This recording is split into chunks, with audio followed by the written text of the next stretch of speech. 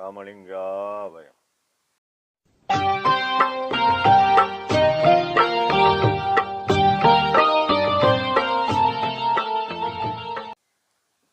அருட்பெரும் ஜோதி அருட்பெரும் ஜோதி தனிப்பெரும் கருணை அருட்பெரும் ஜோதி எல்லா உயிர்களும் இன்புற்று வாழ்க, வள்ளல் மலரடி வாழ்க வாழ்க.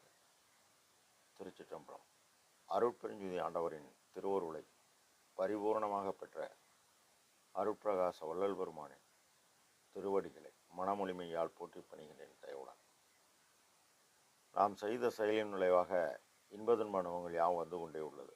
அப்படி வருகின்ற துன்பம் யாவும் பொறுத்து எல்லா உயிரும் இன்பமாக வாழ எண்ணி நாம் செயல்பட்டாலே நமக்கு ஆன்மலாபம் கூடும்.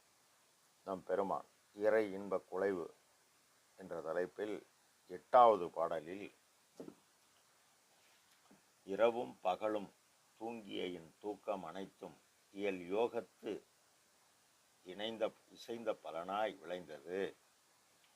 நான் 2 பொழுது உண்டதெல்லாம் பரவும் அமுதமாயிற்றே. அந்தோ பலர்பால் பகல் இரவும் படித்த சமய சாத்திரமும் பலரால் செய்த தோத்திரமும் விரவி கழித்து நாதடிக்க விளம்பிய விரிந்த பாட்டெல்லாம் வேத ஆகமத்தின் முடிமீது விளங்கும் திருப்பாயிட்டனவே.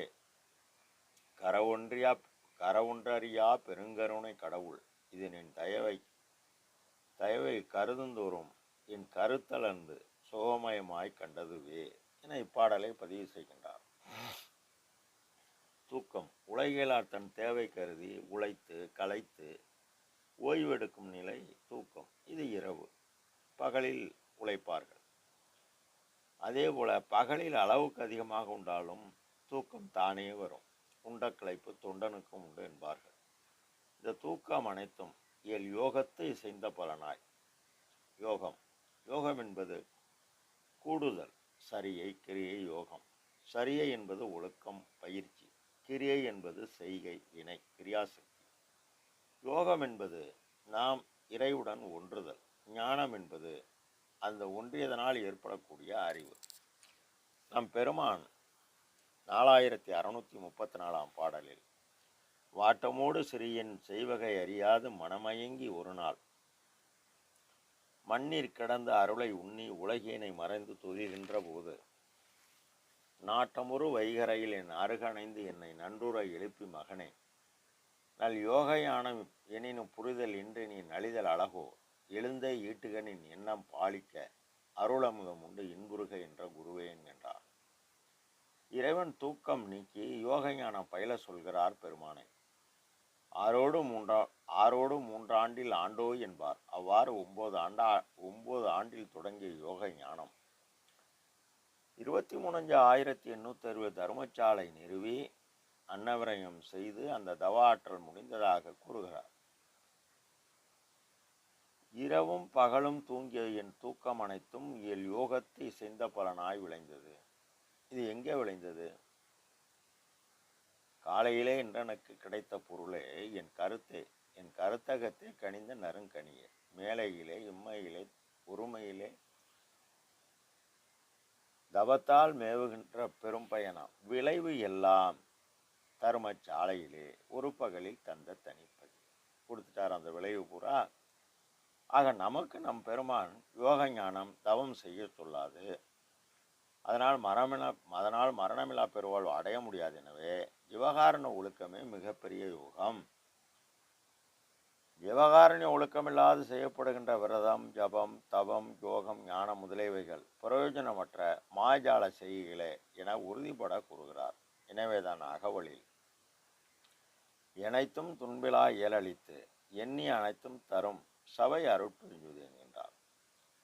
ஜீவதயவால் மரணமில்லா பெருவாழ்வை அடைய முடியும் என அவர் அடைந்து அந்நிலையில் மறைந்து நின்று நமக்கு உதவுகிறார். அதனால்தான் நாம் பெருமான் கற்றேன் சிற்றம்பல கல்வி கற்று கருணை நெறி உற்றேன் காலத்தும் சாகாமல் ஓங்கும் ஒளிவிடம் பெற்றேன் என்கின்றார். ஆக பெருமான் நமக்கு உபதேசமாக ஆகாரம் அறை என்பது 2 வேளை உணவு. இரவும் பகலும் 2 பொழுது, நான் 2 பொழுது உண்டதெல்லாம் ஆக பரவும் அமுதமாயிற்றே.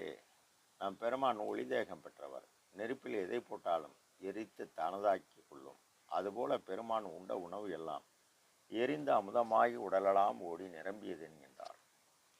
பொத்திய மலப்பினி புழுக்கும் உடம்புதான் சித்தியல் சுத்த சன்மார்க்க சேர்ப்பினால் நித்தியமாகியே நிகழும் சத்தியம் சத்தியம் சகத்துள்ளீர்களே என தெளிவாக கூறுகிறார். அந்தோ பலர் பகலும் இரவும் படித்த சாத்திரமும் பலரால் செய்த தோத்திரமும் விரவி கழித்து நாதடிக்கு விளம்பி விரிந்த பாட்டெல்லாம் வேத ஆகமத்தின் முடிமீது விளங்கும் திருப்பாயினவே.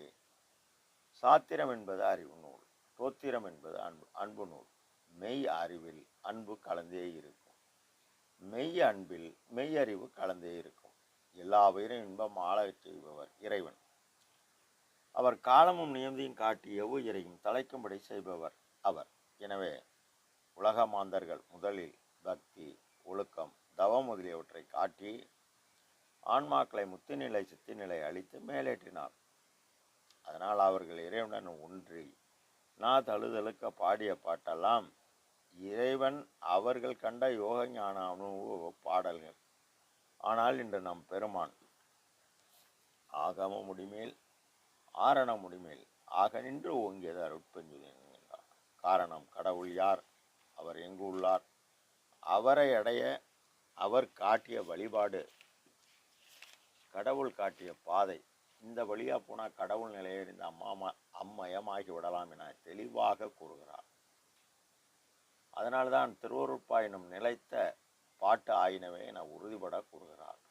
கரவொன்றறியாய் நாம் செய்கின்ற தயவு எதையும் அவர் எதிர்பார்ப்பதில்லை. ஆனால் நீ தனி பெருங்கருணை கடவுள் எல்லா உயிரும் இன்பமாக வாழ நீ எனக்கு தெய்வ நேரை வழங்கினார். அதன் மூலம் பெற்றேன் என்று மிரவாமல் இதனை எண்ணும் தோறும் என் தயவு மலர்ந்து பேரின்பம் நிறைய கண்டேனே என்கின்றார். அருட்பெருஞ்சோதி அருட்பெருஞ்சோதி தனிப்பெரும் கருணை அருட்பெருஞ்சோதி. ராமலிங்காவே. திருச்சிற்றம்பலம்.